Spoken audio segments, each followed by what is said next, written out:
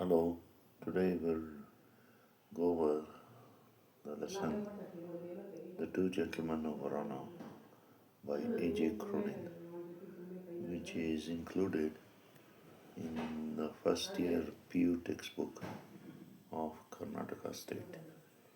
So,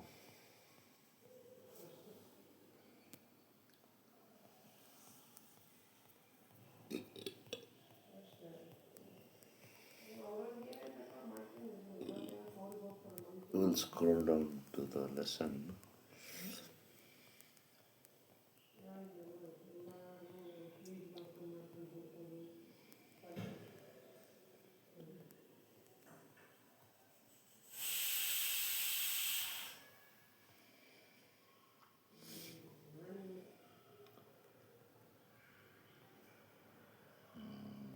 Towards the end of the textbook. So, scrolling.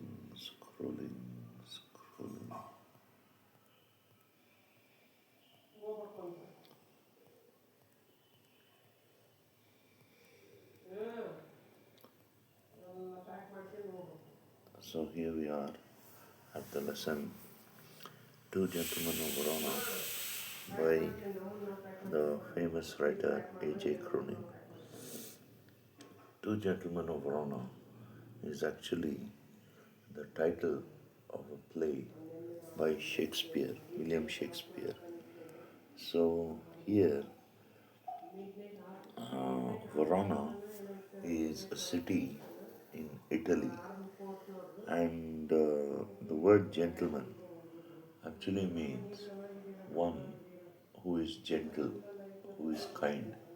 So, who are the two gentlemen and what are they doing in Verona? That's what we'll see when we read the lesson. So, it says, as we drove through the foothills of the Alps, two small boys stopped us on the outskirts of Verona. So, as we drove, we refers to the narrator and his friends. They were driving through the foothills of the Alps. The Alps are a range of mountains in Europe. They stretch for almost 1,000 kilometers across Europe. So they're driving through the foothills. The foothills are the bottom part of the mountains. So as the narrator and his friends were driving through the foothills of the Alps, two small boys stopped us on the outskirts of Verona. Outskirts means they stopped us on the outside. They stopped them on the outside of Verona. They were selling wild strawberries, bright scarlet berries that looked delicious against the dark green leaves lining the wicker basket. So the two boys, they were vegetable hawkers. Hawkers means they were selling fruits and vegetables. So they were selling strawberries, and these strawberries were bright scarlet. Bright scarlet means bright red. And the boys had arranged the strawberries in a wicker basket. A wicker basket is like a cane basket. And they had lined the wicker basket with dark green leaves. And they had placed the strawberries on against the background of the dark green leaves. So they looked very tempting. Bright scarlet berries against a dark green background. So don't buy, warned Luigi, our cautious driver. You'll get fruit much better in Verona. So Luigi is the driver of this group, and Luigi is a very cautious man, and he wants the group not to buy the bright scarlet berries because they'll get much better fruit in the city of Verona. They will shortly enter the city of Verona. Besides, these boys, he continued, He shrugged his shoulders to convey his disapproval of their shabby appearance.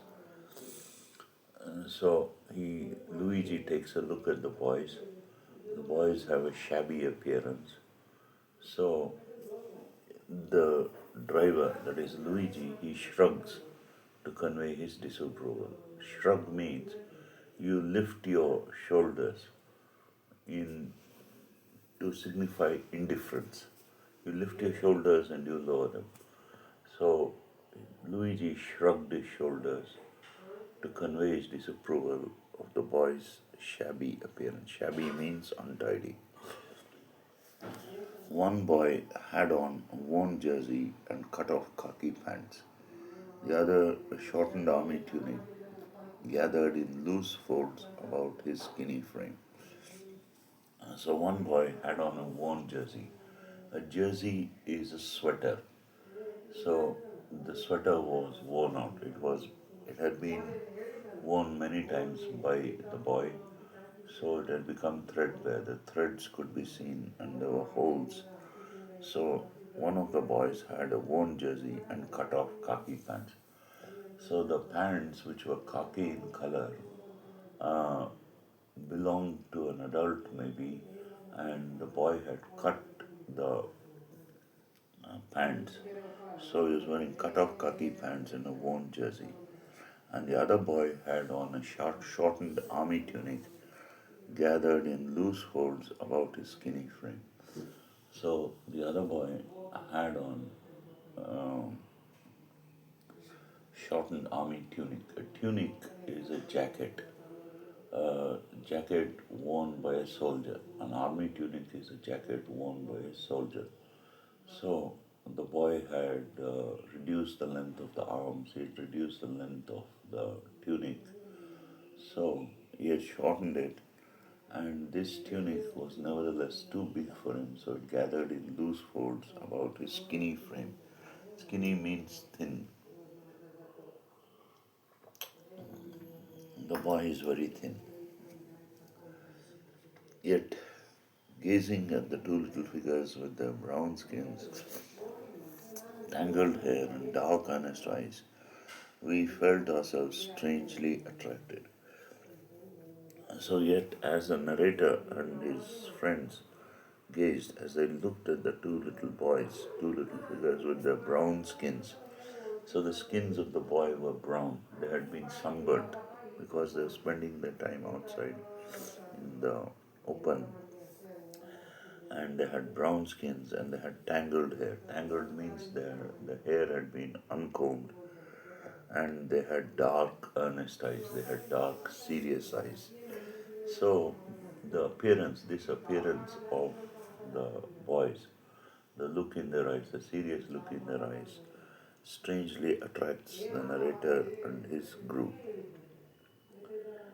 My companion spoke to the boys, discovered that they were brothers. So the narrator's companion spoke to the boys and discovered that the two boys were brothers. Nicola the elder was 13. Jacopo, who barely came up to the door handle of the car, was nearly 12. So Nicola is the name of the elder brother, and he's 13 years old. And Jacopo is the younger brother, and he is very short. He barely comes up to the door handle of a car. So the door handle is about 4 feet off the ground. So Jacopo is a very short boy. Nicola is taller. Nicola is 13 and Jacopo is 12. So we bought the biggest basket, then set off toward town. So the narrator and his friends, they wish to help the boys. So they bought the biggest basket of strawberries, and then they set off toward the town of Verona. Verona is a lovely city rich in history with quiet medieval streets and splendid buildings of an exquisite pale honey color. So Verona is a lovely city. It still is. It's a real city, and it's a lovely city, and it's got a rich history with quiet medieval streets. Medieval times are like the 13th and 14th centuries. So Verona is almost 800, 900, more than 1,000 years old. So the streets of the city of Verona are quiet and they're medieval, and there are splendid buildings of an exquisite pale honey color. Romeo and Juliet are reputed to have lived there. So, Romeo and Juliet, the two famous lovers, star-crossed lovers, whose fate made them die for the sake of their love. Romeo and Juliet, popularized by William Shakespeare in his play Romeo and Juliet, are reputed to have lived in Verona. Bombed in the recent war, it has lost its bridges, but none of its gaiety or charm. So, the time of the story is the Second World War. So, the city of Verona has been bombed, and the bridges of the city have been bombed because uh, one of the ways in which troops move, in one of the way in which army trucks and army soldiers move is across the bridges. So the bridges have been bombed in the recent war, but it has lost the bridges, but none of its gaiety or charm. It has not lost its gaiety. Gaiety means happiness. So, and the city still is a happy place, and it's also a charming place. Next morning, coming out of our hotel, we drew up short. There, bent over shoeshine boxes beside the fountain in the public square, doing a brisk business were our two young friends of the previous afternoon. And so next morning, the narrator and his friends, as they were coming out of the hotel, they drew up short. Drew up short means they stopped suddenly. They were walking down the steps of the hotel and they stopped suddenly because they saw something surprising. What was the thing that was surprising that they saw? And so they had bent over shoe shine boxes. Shoe shines are people who shine shoes. So they have a small box on which the customer places his foot and the boys shine the shoes. And the shoe shine trade was being carried on in the public square. So the public square is in the center of the city. The hotel of the narrator and his friend is in the center of the city, and the boys were doing a brisk business. They were doing a quick business with customers coming in and leaving, customers coming in and leaving. They were doing a brisk business, and the two young friends of the narrator of the previous evening were shining the shoes. So yesterday they were selling fruit, today they're shining shoes. So they're doing work of different types. We watched for a few moments, then a straight slackened. We went over. So the narrator and his group watched the boys for a few moments. Then, as the number of customers became lower, uh, the group went over. They greeted us with friendly faces. The boys greet the narrator and his friends with friendly faces. I thought you picked fruit for a living, I said. So the narrator says that he thought that the boys picked fruit and sold fruit for a living. We do many things, sir, Nicola answered seriously. So Nicola answered the narrator seriously and he says that they have many trades. He glanced at us hopefully. Often we show visitors through the town to Juliet's tomb and other places of interest. So Nicola answers the narrator and he gives a hopeful look because he hopes the narrator and his friends will give them some business. He looks at them hopefully and he says that the boys also act as tour guides. They show the people through the sights of Verona. They take them to what is supposed to be Juliet's tomb, and other places of interest in Verona. All right, I smiled. You take us along. So the narrator decides to give the boys some business, and he asks them to take them on a tour of Verona. As we made the rounds, my interest was again provoked by their remarkable demeanor. So, as the narrator and his friends made the rounds of Verona, the appearance, the demeanor of the boys again rouses the interest of the narrator. They were childish enough and in many ways quite artless. So the boys were childish enough, they were like children, and in many ways they were quite artless. Artless means they were innocent, not bent on fooling somebody about something. So they were quite artless. Jacopo, although his lips were pale than they should have been, was lively as a squirrel. So even though Jacopo was had pale lips, and that is, uh, he looks quite unhealthy. So they were not the lips of Jacopo were not pink; they were pale, they were white. But he was as lively as a squirrel, just as a squirrel moves in all sorts of zigzags, ups and downs. Jacopo was as lively as a squirrel. Nicola's smile was steady and engaging. So when Nicola smiled, his smile was steady and engaging. Yet in both these boyish faces, there was a seriousness which one respected. So, in the faces of the boys, they were boyish enough, they were childish, they were childlike, but there was a seriousness in the appearance of the boys which one respected, an air of purpose far beyond their years. So, they had an air of purpose, they had an appearance of doing something purposeful. They were working towards a goal. And usually adults work towards a goal. But these boys, they had an air of purpose which was far beyond their years. They're young, but they're behaving like adults. In the week which followed, we saw them frequently. So, in the next week, the narrator and his friends saw them frequently, for they proved extremely useful to us. So the boys helped the narrator and his friends.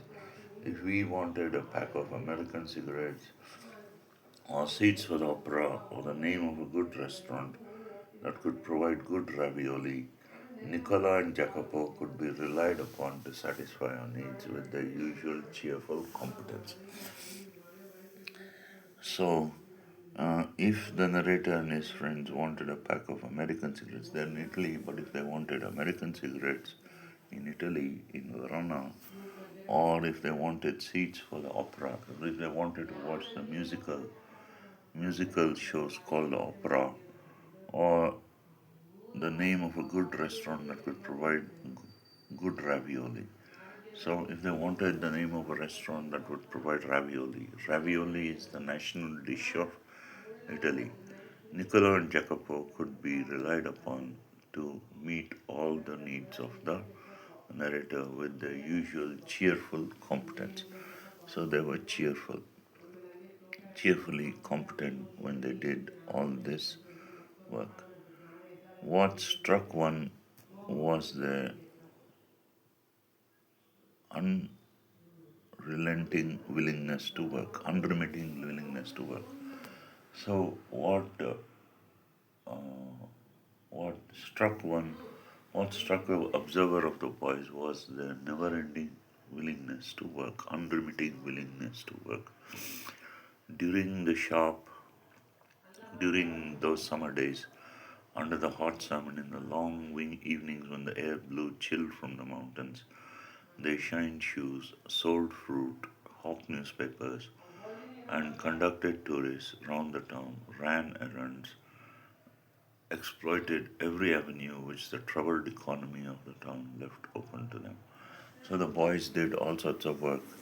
They shined shoes, they sold fruit, they hawked newspapers. Hawk means they sold newspapers, conducted tourists around the town, they acted as tour guides, ran errands, whatever people wanted, they got them for the people, and they used every avenue, every path which the troubled economy of the town left open to them. So, because it's wartime, there are not many steady jobs from 9 to 5. So, the boys take on all sorts of work which were open to them. One night, we came upon them in the windy and deserted square, resting on stone pavement beneath the pale arc lights. So, one evening, the narrator and his friends are taking an evening walk and they come to the deserted square of the city of Verona. And the boys were resting there on the pavement beneath the pale street lights, pale arc lights. Nicola sat upright, his face drawn by fatigue. So Nicola sat straight up with his back erect, and his face was showed the tiredness that he felt, showed the fatigue that he felt. A bundle of unsold newspapers lay at his feet while Jacopo, his head pillowed upon his brother's shoulder, was asleep. So Jacopo had laid his head upon his brother's shoulder and he had pillowed his head on his brother's shoulder and he was asleep. It was nearly midnight. Why are you out so late, Nicola? So, even though it's midnight, the boys are outside. He had started sharply as I spoke. So, Nicola had not expected anyone to recognize him in the deserted square. So, he started suddenly as the narrator spoke. But now he gave me his quiet, independent glance. So, the look of Nicola was quiet and independent. Waiting for the last bus from Padua. We shall sell all our papers when it comes in. So,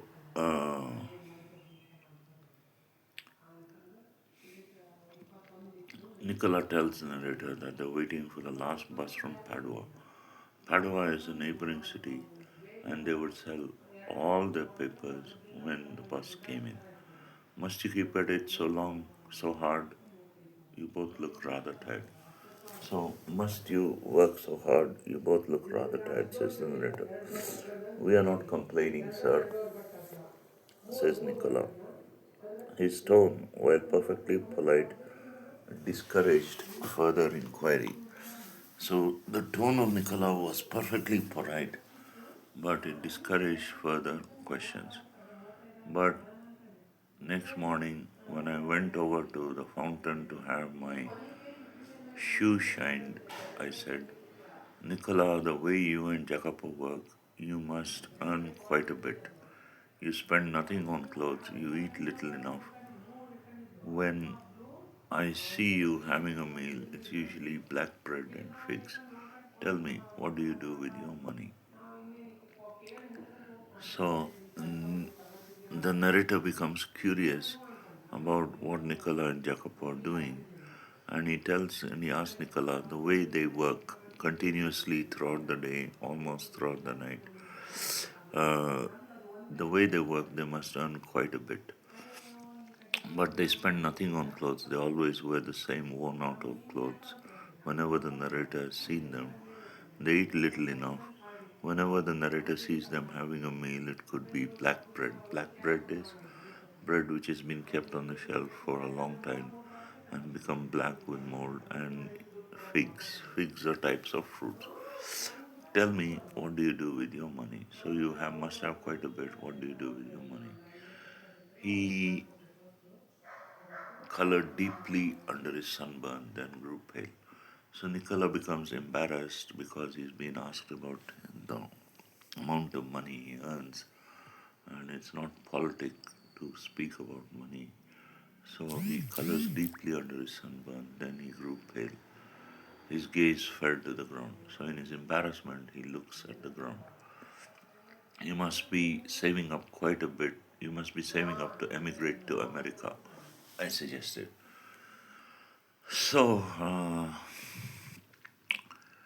And the narrator suggests that they must be thinking of emigrating to America. America was a much better place during the war because it was on the other side of the Atlantic and Pacific. So the war had not affected America as much as it did Europe. He looked at the he looked at me sideways, spoke with an effort. So Nicola looks at the narrator out of the corner of his eyes. Then he makes an effort to speak. We should greatly like to go to the States, but here at present we have other plans.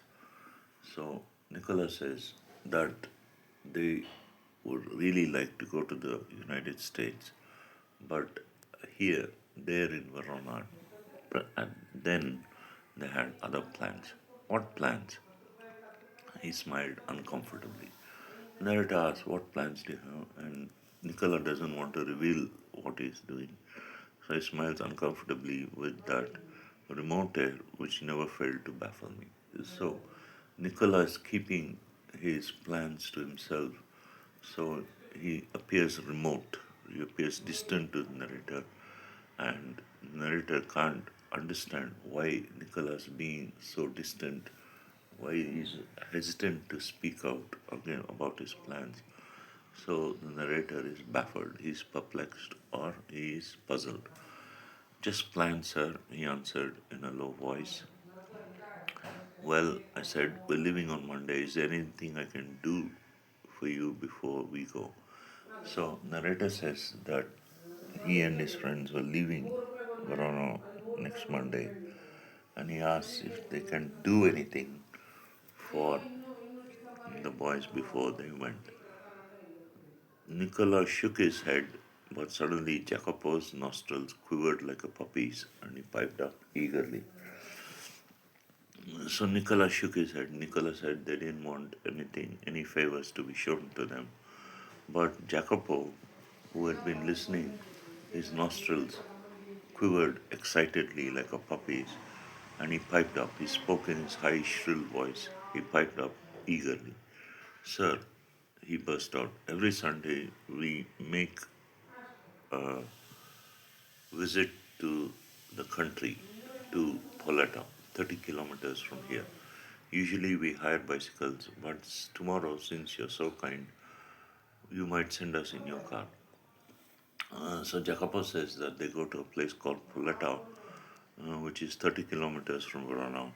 Usually they go to Poleta on hired bicycles, but tomorrow Jacopo asks the narrator if he can send the boys in his car. I had already told Luigi he might have the Sunday off. So the narrator told Luigi the driver that he might have the Sunday off. However, I answered, I'll drive you up myself. So narrator says he'll drive the boys himself to Poleta. There was a pause. Nicola was glaring at his young brother in vexation. So Nicola was looking angrily at his younger brother in a great deal of annoyed annoyance because he didn't want anyone to know about what they were doing. We couldn't think of troubling you, sir, he said. Nicola says. It won't be any trouble. He bit his lips. Then, in a rather put out tone, he said, very well. So, so narrator says it won't be any trouble. So, even though Nicola is put out, even though he's discouraged, he says very well, he agrees.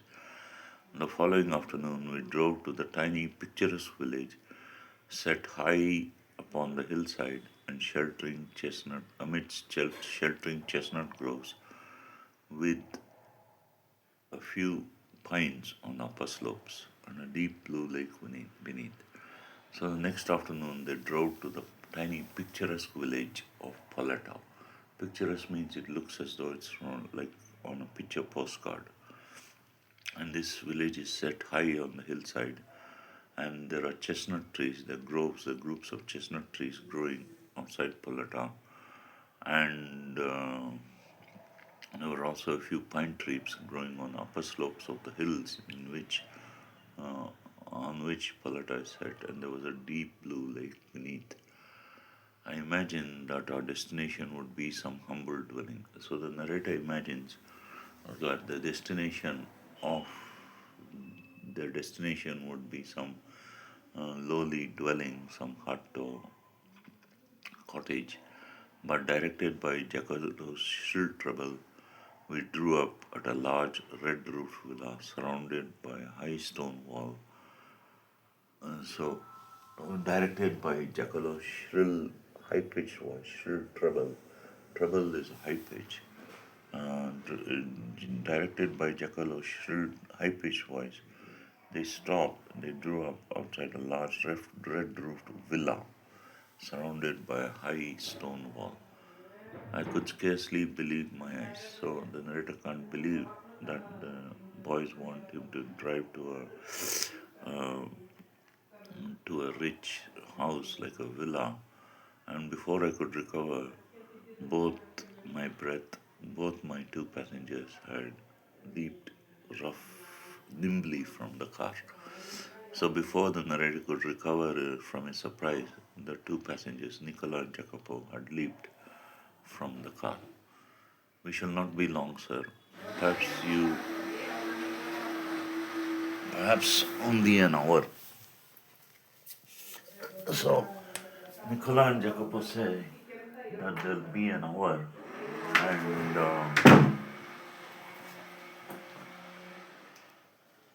and maybe you'd like to go to the cafe in the village for a drink. So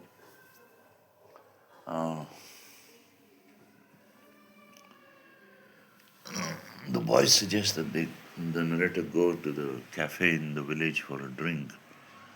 They disappeared beyond the corner of the wall. So they go around the stone wall. They disappear behind, on the corner. Within a few minutes, when a few minutes had elapsed, I followed. After a few minutes had passed, the narrator followed. I found a grilled side entrance and determinedly rang the bell. So, around the corner of the stone wall, there was a side entrance, and the narrator determinedly rings the bell to see where the boys had gone. A pleasant looking woman with a ruddy complexion and steel rimmed spectacles appeared. So there was a pleasant looking woman who appeared, and she had a ruddy complexion. Ruddy is red and reddish complexion, and she was wearing steel rimmed spectacles. She appeared. I blinked as I saw she was dressed in the white uniform of a trained nurse. So the woman who answers the bell is a nurse. She's dressed in the white uniform of a trained nurse. I just brought two small boys here, says the narrator. Ah, yes. Her face lit up. So the nurse's face lit up. She feels happy to hear of the boys. She opened the door to admit me. Nicola and Jacopo, I'll take you. So she says that she'll take the narrator to Nicola and Jacopo. She led me through a cool tiled vestibule into the hospital, for hospital the villa had become. So the nurse takes the narrator through the vestibule. Vestibule is the reception room in a large building like a hotel, and she takes him through the vestibule uh, through the hospital. So the villa had become a hospital. So in wartime, what happens is that almost all the buildings are converted into hospitals to treat the wounded soldiers. So even this villa during the war had been converted into a hospital. We traversed a waxed and polished corridor between well equipped wards. So they crossed a waxed and polished corridor, and the wards of the hospital were well equipped with lots of medical equipment. We went upstairs to a southern balcony which opened to a vista of the gardens and the lake. So they went up the stairs, and there was a balcony which faced south. It was a southern balcony, and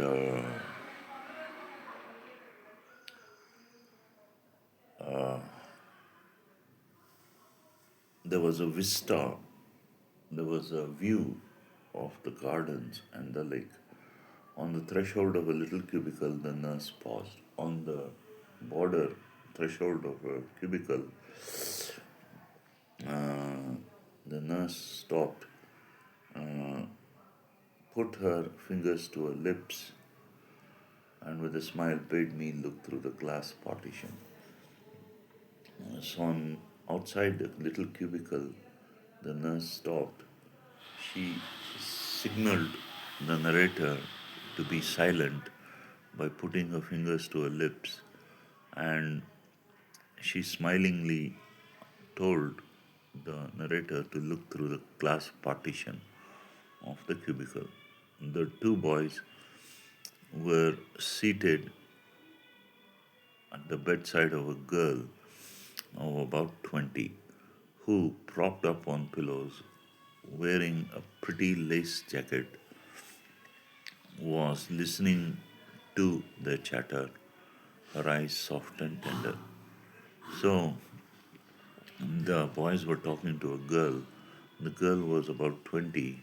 She was supported on pillows, and the boys were chattering away happily to her. And the girl was listening to them with a soft look in her eyes. Despite the faint flush high upon her cheekbones and the quiet inertness of her postures, one could discern at a glance the resemblance to her brothers. So, in spite of the faint flush, in spite of the red color on her cheekbones, and the queer inertness of her posture. So, the queer inertness means without moving, without movement. So, ill people usually want to conserve energy, they want to conserve their strength, so they don't move. Movement burns energy. So, the girl was strangely quiet and without movement. So, they could discern, they could see in a single look, and the narrator could see at a single look the resemblance to the brothers, to her brothers. The girl was the sister of Nicola and Jacopo. A vase of wildflowers stood on a table beside a dish of fruit and several books. So, in that ward, there was a vase on a table, and there was a dish of fruit, and several books were also there. Won't you go in? The nurse murmured. Lucia will be pleased to see you. So the nurse asks the narrator to go in, and she tells the narrator that the name of the sister is Lucia, and she'll be pleased to see the narrator. I shook my head and turned away. I felt I could not bear to intrude upon this happy family party. Narrator feels he could not bear to intrude, to interfere in this happy family party. But at the foot of the staircase, I drew up and begged her to tell me all she knew about the boys. So the narrator and the nurse climbed down the stairs again.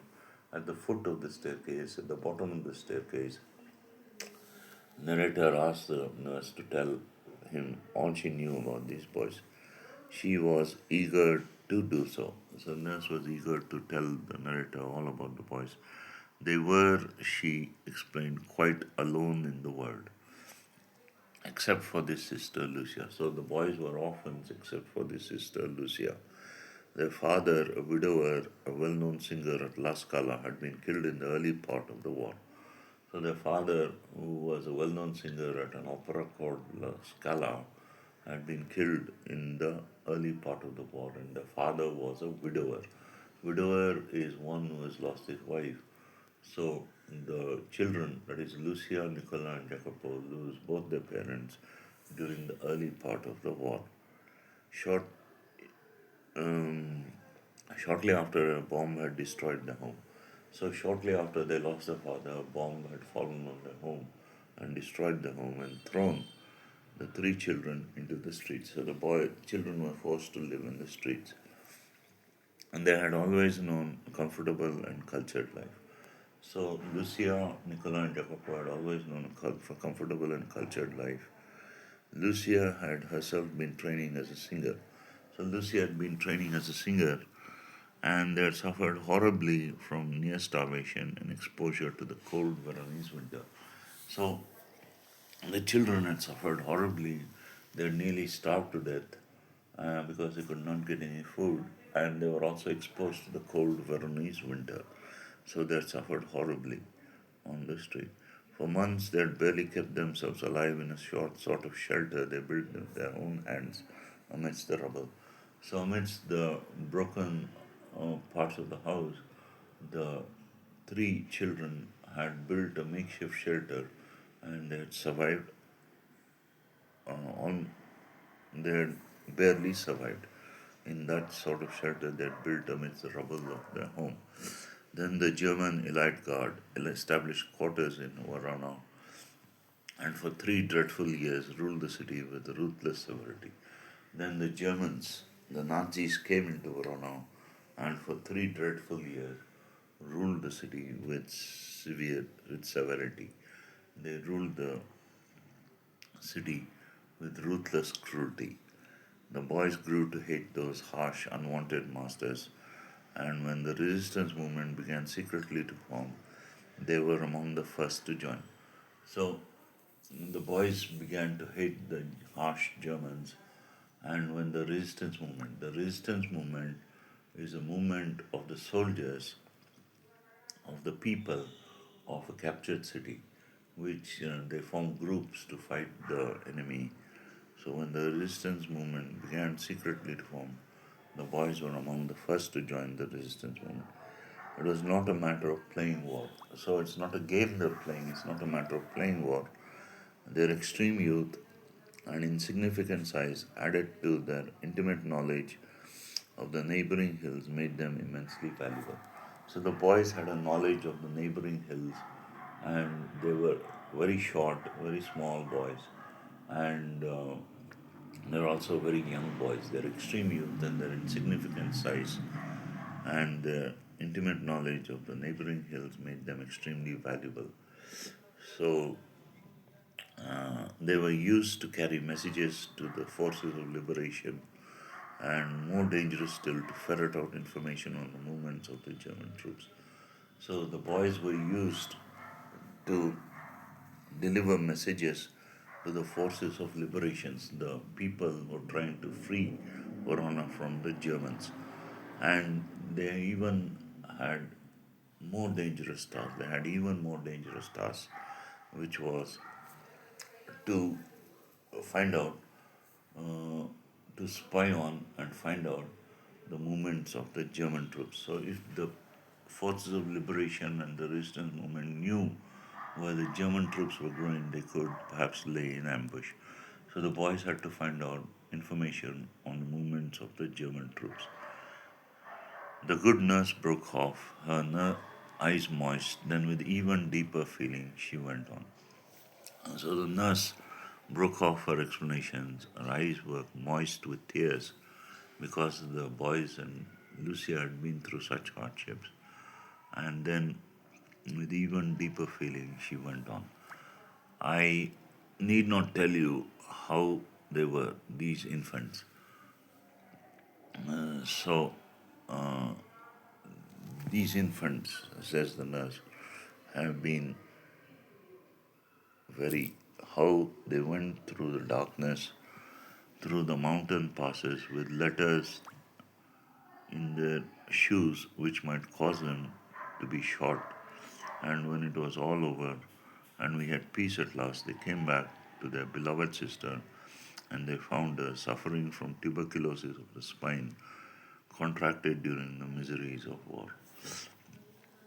So, the two boys, Nicola and Jacopo, had been very fine. They'd done their part in the war very finely, and they went through the mountain passes. They went through the paths of the mountain with letters in their shoes. And if the German soldiers had caught them and searched them and found the letters in the shoes, they would be shot instantaneously then and there. And when the war was over and they had peace at last, The boys came back to their beloved sister Lucia and they found her suffering from tuberculosis of the spine, which had been contracted during the miseries of the war. She paused, took a quick breath. Did they give up? I do not have to answer that question. So, did they give up on Lucia? No, because Lucia is still alive. So, they brought her here, persuaded us to take her into the hospital. In the 12 months she has been a patient, she has made good progress. So, Lucia has been there for 12 months and she has made good progress towards recovery from tuberculosis of the spine. There is every hope that one day she will walk and sing again. So they hope that Lucia will walk and sing again. Of course, everything is so difficult now. Food is so scarce and dear. So in war, food is very rare. It's very hard to come by, and everything is very expensive during war, and it's also scarce. It's very hard to come by.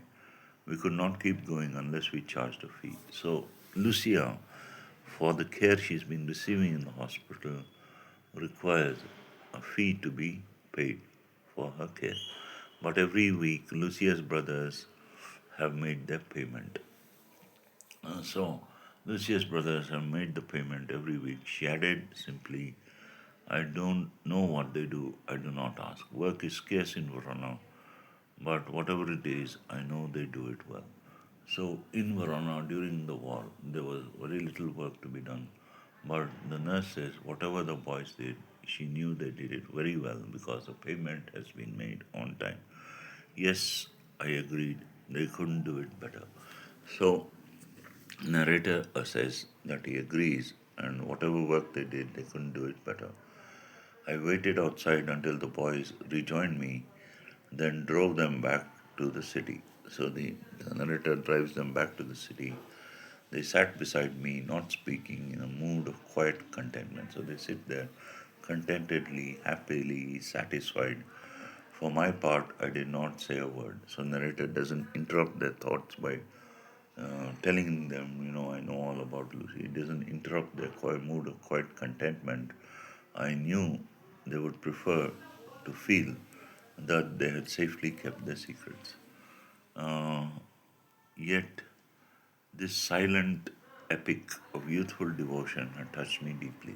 So, the deeply devoted attachment that Nicola and Jacopo have towards Lucia had touched the narrator deeply. War with its attendant horrors had not broken their spirit. So, war with all the horrors that accompany it had not broken the spirit of Nicola and Jacopo. And if an untimely maturity had been forced upon them, at least they had accepted it with dignity and courage. If they had become prematurely adult, um, if they were forced to become adults before their time, before even when they were children, they had at least accepted the responsibility of adults with dignity and courage. Their selfless action brought a new nobility to human life, gave promise of a greater hope for humanity. So, uh, the, the way they act, the selfless way they act, for the sake of their sister Lucia, brought a new nobility to human life and gave promise of a greater hope for human society. So it makes human society more hopeful to see such tales of devotion being displayed. So that is The Two Gentlemen of Verona by A.J. Cronin. And the two gentlemen in the title are Niccolo and Jacopo, the brothers. Thank you.